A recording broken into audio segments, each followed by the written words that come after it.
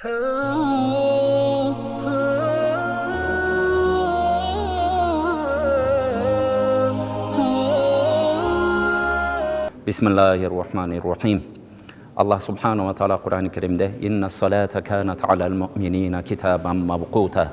Allah Teala har bir insanga, har bir momunga namazdardı öz uağında okuştu, farz kıldı. Oşonu жүктөп koydu deydi. Урматтуу bir toğan, başыбызга farz bolgon namazdardı öz uağında okuğanга болушунча аракетибизди кылалы. Анткени бул дүнүйөдөгү ибадаттардын эң улуусу дагы намаз. Пендеси менен Кудайдын эң жакындашкан учуру дагы намазда болот. Ошон үчүн намазга көбүрөөк көңүл буралы. Аалымдарыбыз ушундай дейт. Ушунча өлүп кеткен, миллиарддаган, триллиондогон адамдар өлүп кетти. Бирок ошолорго 2 мүнөт тирилгенге, эгер уруксат берилгенде эң биринчи кыла турган иши дароо туруп намазга, сеждеге жыгылышат эле дейт. Ошондой учурга биздин башыбызга да келет. Ар бирибиздин башыбызда ажал бар.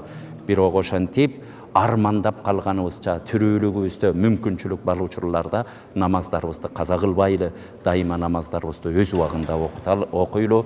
Кудайым бардыгыбызды намазга болгон сүйүүнү ар бирибизге насип кылсын.